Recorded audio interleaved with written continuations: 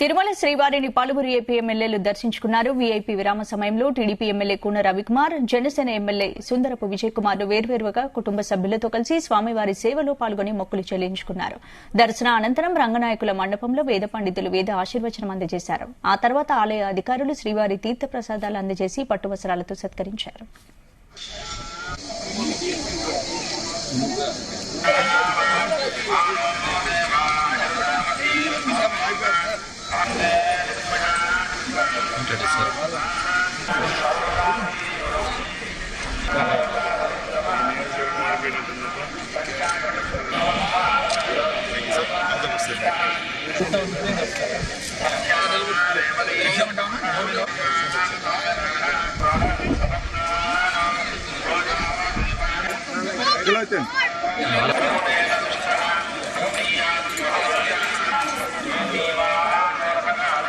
పరదాల చాటును జరిగేటటువంటి పాలన పోయి ప్రజాపాలన వచ్చింది.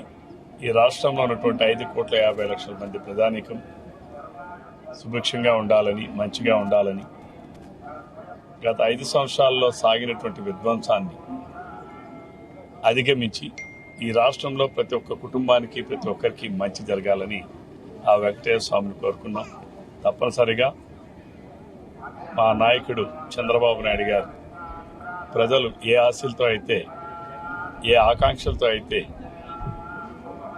భవిష్యత్తులో కూడా ఇటువంటి తీర్పు వస్తుందో రాదో అనేటట్టుగా నభూతో నా భవిష్యత్తు అనేటటువంటి స్థితిలో అద్భుతమైనటువంటి విజయాన్ని అందించినటువంటి పరిస్థితుల్లో ప్రజల ఆకాంక్షలు నెరవేరుస్తామని చంద్రబాబు నాయుడు గారు అది నిన్నటి నుంచే తొలి అడుగు పడిందని, ఏదైతే మొట్టమొదటిగా చెప్పామో మెగా డిఎస్సి నిర్వహిస్తామని, మొట్టమొదటి సంతకం ఈ రాష్ట్రంలో చదువుకున్న నిరుద్యోగుల కోసం, అలానే ఈ రాష్ట్రంలో ఉన్నటువంటి ఎంతోమంది పేదల ఆకలి తీర్చడం కోసం అన్నా క్యాంటీన్లు ప్రారంభించడం, అలానే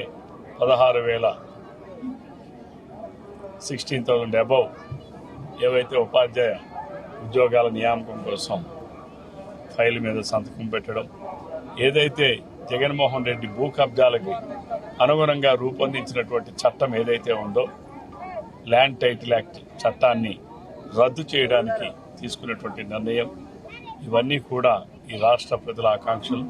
అలానే ఎవరైతే 56 లక్షల మంది పింఛన్దారులు ఉన్నారో వాళ్ళందరికీ కూడా జూలై నెల నుంచే 4,000 రూపాయల పెన్షన్ ఇవ్వాలని, అది ఏప్రిల్ నెల నుంచే అమలు చేయాలని, అంటే రేపు జూలై నెలలో ప్రతి ఒక్క పింఛన్దారుడికి 7,000 రూపాయలు అందించేటటువంటి కార్యక్రమాన్ని ప్రారంభించడం, ఇవి నిన్న ప్రజాపాలనకు సంకేతం.